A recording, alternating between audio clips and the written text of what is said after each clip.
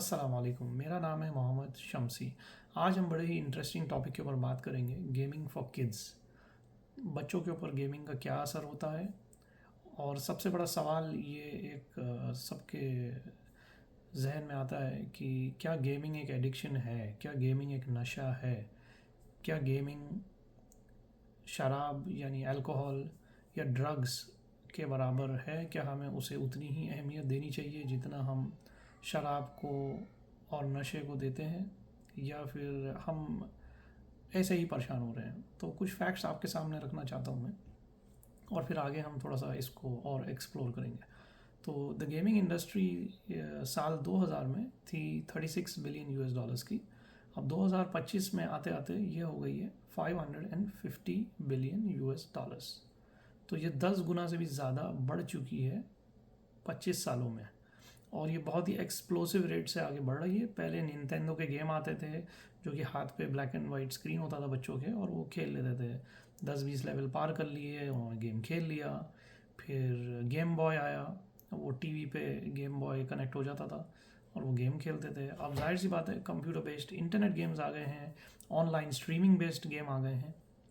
तो industry evolve हो चुकी है और नए नए तरीके आ गए हैं गेम खेलने के। मल्टीप्लेयर गेम्स हैं, ऑनलाइन इंटरनेट पे खेल सकते हैं। तो सबसे बड़ा सवाल ये है कि क्या गेमिंग एक एडिक्शन है या नहीं। तो शॉर्ट आंसर इसका ये है कि जी हाँ, गेमिंग एक एडिक्शन है। ये रिसर्च से, स्टडीज़ से और लोगों के तजुर्बे से ये बात साबित है। और कुछ चीज़ें आपके साथ शेयर करना चाहूँगा मैं। तो होता क्या है, जब बच्चा गेम खेलता है तो सबसे पहले हल्के हल्के क्या होता है कि कोई भी नशा जैसे कि ड्रग्स या अल्कोहल क्या होता है कि आप थोड़ा थोड़ा लेते हैं, या लेने वाला या देने वाला थोड़ा थोड़ा देता है। तो पहले आप बोलेंगे, मिसाल के तौर पे अगर सिगरेट है तो पहले वो आदमी हो सकता है दोस्तों के साथ जाते में कभी कभी पी लेता हो, महीने में एक बार। फिर हल्के हल्के वो हफ्ते में एक बार, फिर हल्के हल्के हफ्ते में 2 बार, फिर हल्के हल्के डेली, फिर हल्के हल्के दिन के 4, फिर हल्के हल्के जो चेन स्मोकर्स होते हैं वो दिन के 20-30 सिगरेट तो ऐसे ही पी लेते हैं। तो गेमिंग एक ऐसी ही लत है जिसे हमें थोड़ी सी समझने की ज़रूरत है, क्योंकि ये ई लत है, इलेक्ट्रॉनिक लत है। इसको हम फिज़िकली क्वांटिफाई नहीं कर सकते। इसके जो इस साइड इफ़ेक्ट्स हैं वो ज़िंदगी में बहुत बाद में जाके पता चलते हैं। और जो लोग इस लत में पड़ चुके हैं, वैसे तो अल्लाह ही बचाए हम सबको, जो लोग इस लत में पड़ के बाहर आ चुके हैं वो लोग इस बात को अटेस्ट भी कर सकते हैं। तो अब हम देखते हैं गेमिंग जब खेलता है बच्चा तो क्या होता है। गेमिंग में क्या होता है कि बच्चे का ब्रेन जो है वो कम्प्लीटली स्टिमुलेट हो जाता है। तो एक बच्चा होता है वो लेवल पे लेवल खेलता चला जाता है, तो ब्रेन उसका स्टिमुलेट होता है। तो उसके अंदर एक एड्रेनल रश होता है ब्रेन के अंदर। तो जब ब्रेन के अंदर एड्रेनल रश होता है तो उसको एक अजीब सी खुशी आती है, he gets pleasure while playing. तो शुरू में क्या है, आधे घंटे से शुरू होता है, फिर 1 घंटा, फिर 2 घंटा, फिर 3 घंटा। तो अक्सर आपने सुना होगा कि पेरेंट्स स्क्रीन टाइम या गेम टाइम लिमिट कर देते हैं। बट इवेंचुअली जब बच्चों को अपने हाथ में डिवाइसेस आते हैं, बच्चे थोड़े बड़े हो जाते हैं, तो eventually they don't have any control over it. तो ये एक जेन्युइन इशू है और एक जेन्युइन एडिक्शन है। एंड इसको बहुत ज़्यादा इम्पोर्टेंस देने की ज़रूरत है। तो जब तक आपका बच्चा थोड़ा समझदार ना हो जाए, या बल्कि जब तक हाई स्कूल क्लियर ना कर ले, you do not have to give him any device in hand at home. You do not have to give him internet connection in his bedroom. अगर आपने उसको एक पीसी, हैंडल डिवाइस, टैबलेट या mobile दे दिया है विद 24/7 इंटरनेट कनेक्शन आपके घर में, तो यकीन करिए this will be a recipe for disaster. शैतान जो है वो बच्चों पे बहुत जल्दी हावी हो जाता है, बड़ों पे भी हावी हो जाता है, लेकिन बच्चे आर अ प्राइम टारगेट। क्योंकि अगर बच्चों को शैतान ख़राब करने में कामयाब हो गया तो उसने पूरी जनरेशन तबाह कर दी है हमारी। तो हमें ये बहुत चीज़ समझनी होगी। और भी कुछ फैक्ट्स शेयर करना चाहूँगा आपसे। तो एक गेम था ग्रैंड थेफ्ट ऑटो। तो ये ईयर 2005 की बात है। तो एक टीनेजर ये गेम खेलता था, तो 8-8, 10-10, 12-12 घंटे लगा रहता था वो। तो उसने क्या किया कि वो उसी के अंदर रोल प्ले में आ गया। तो उसने एक बाकायदा एक गाड़ी चुराई, पुलिस ने उसको पकड़ लिया, वो पुलिस स्टेशन में ले गए उसको पकड़ के। तो पुलिस स्टेशन में उसने क्या किया, जैसे वो गेम खेलता था उसने वैसे ही कुछ वेपन्स वगैरह एक्सेस करके 3 पुलिस वालों को जान से मार दिया। तो ये जेन्युइन केस है, लिंक मैं डिस्क्रिप्शन में दे रहा हूँ। तो आप देख सकते हैं कि बच्चे रोल मॉडल बनना चाहते हैं, they want to do all that stuff. तो वो उसके अंदर घुसना चाहते हैं। And जाहिर सी बात है, एक टीनेजर की समझ जो है वो इतनी मेच्योर नहीं होती है, वो इन चीज़ों को नहीं समझते हैं। लेकिन इंडस्ट्री के लिए ये प्राइम टारगेट है, because they have a lot of revenue coming out of it. उनके लिए तो बिजनेस है भैया। आपको देखना है, आपको और हमें हमें अपने बच्चों को कैसे बचाना है।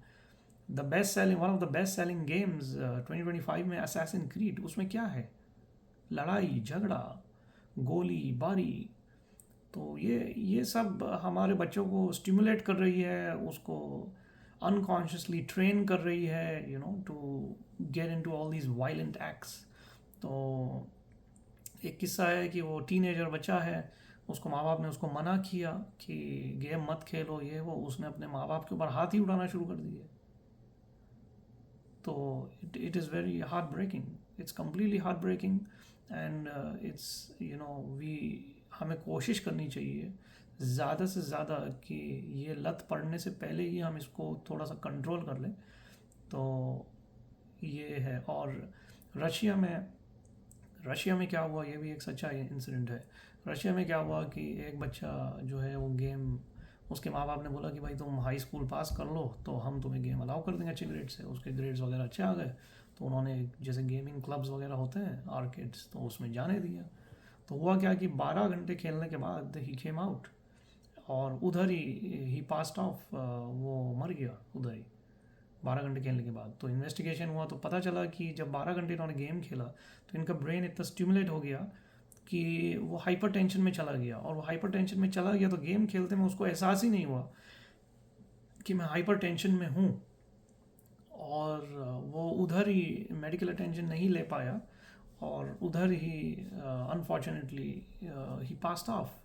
तो ये ऐसे मैं समझता हूँ हज़ारों इंसिडेंट्स हैं। आप अगर रिसर्च करेंगे, गूगल करेंगे, बुक्स पढ़ेंगे, तो हज़ारों इंसिडेंट्स आपको मिल जाएंगे कि ये एक बहुत ही मेनेस है आज के दौर में। तो कम से कम जब तक आप कंट्रोल कर सकते हैं, जब तक आप बच्चों को नॉलेज के साथ इक्विप कर सकते हैं कि आप उनको गेम से जितना ज़्यादा से ज़्यादा हो सकता है बचाएं। और ये कहना कि भाई इनका टाइम लिमिटेड है, ये द टाइम इज़ लिमिटेड, ये लोग 1 ही घंटा खेलते हैं, तो थोड़ा थोड़ा टाइम करके ही आगे बढ़ता है। तो अगर आप कंट्रोल कर सकते हैं लिमिट टाइम में, that's well and good, that also works. लेकिन ये है कि तो हम मॉरल ऑफ द स्टोरी ये डिस्कस कर रहे थे कि भाई क्या गेम एक एडिक्शन है? तो यस, गेम एक एडिक्शन है। उससे उनका ब्रेन बहुत ज़्यादा स्टिमुलेट होता है, उनको एक प्लेजर मिलता है, और pleasure is very short lived. तो जब उनको कोई एक्टिविटी नहीं मिलती है या कुछ ऐसा नहीं होता है, so then they get very violent, क्योंकि वो वायलेंट ही गेम्स खेल रहे हैं।